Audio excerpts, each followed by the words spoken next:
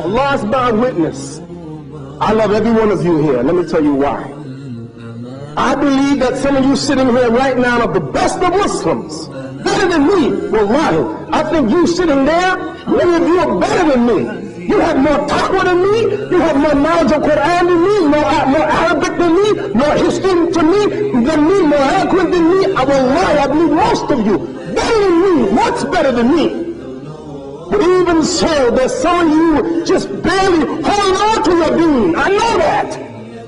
Some of you are hanging on the threads to your Islam. Some of you even selling drugs. Some of you take drugs. Some of you commit fornication. Some of you had an abortion this last week. I know that. Some of you are blessed, never had poison your body with alcohol or some of the things that non-Muslims do. I was there. I was in the dunya, and some of you now thinking to run back to go and run to the dunya.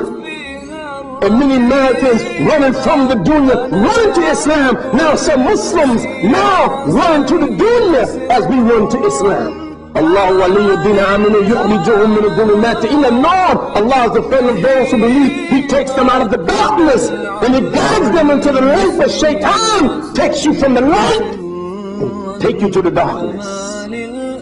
So one day you can be this close to Jannah, and then you begin to do the work of the people of the hellfire, and then you die in that position.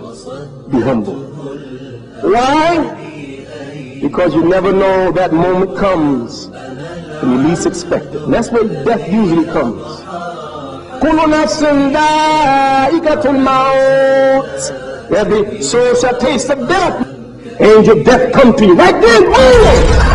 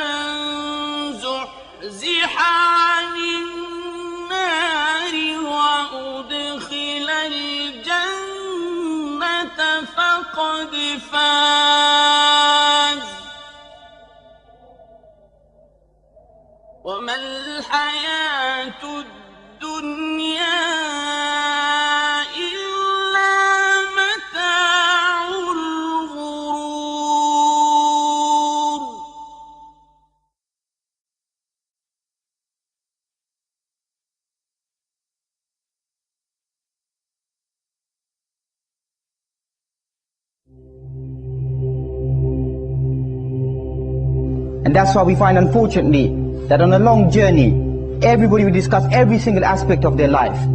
They will discuss that. But when it comes to a topic, you say to them, do you know we're going to die one day? That person will say, stop there. Don't carry on this discussion anymore.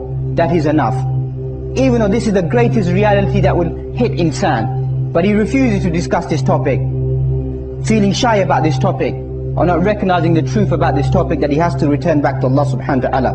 And all of this is known as umur ghaibiyat, the unseen affairs.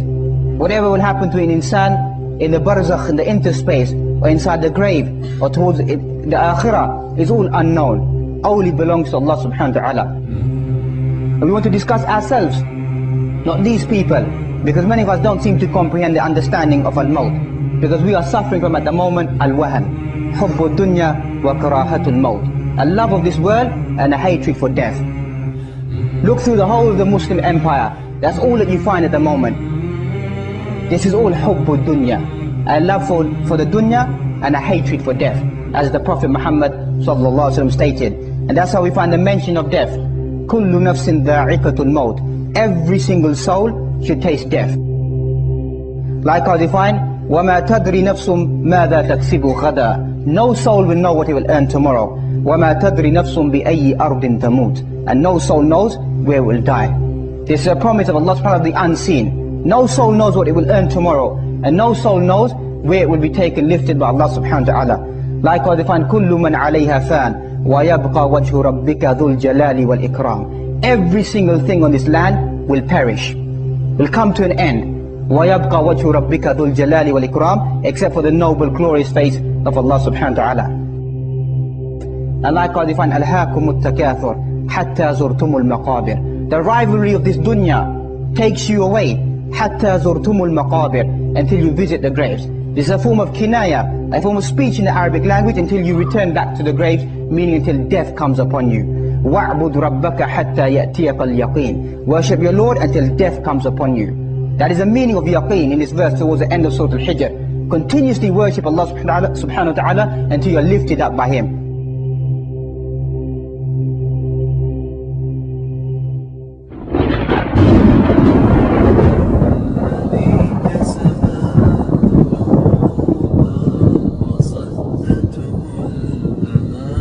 So I know some of you are weak, but you got a little piece of Iman.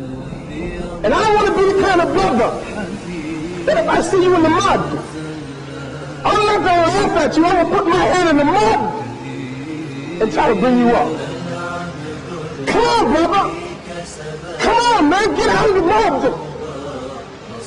Leave this mud. Get out of it and come back to the masjid. Come back, sister. Come back to the masjid. Put on your holy garments and come back to the masjid. So I know you made mistakes. I know it. You're making mistakes tonight. Even some of you plan to do something tonight. Change your niyyah. Make tawbah to Allah. Ask Allah to forgive you. And then stop what you're doing tonight. Let tonight be the last night. Stop it tonight. Stop now. So brothers and sisters, I leave you making dua. But Allah subhanahu wa ta'ala will forgive us all of our sins. Have mercy upon us. I ask Allah subhanahu wa ta'ala bless you sisters, continue in your great righteousness, and you brothers, and make you examples for the people of this society, so that they will see Islam as the way because of the good practice of the Muslims.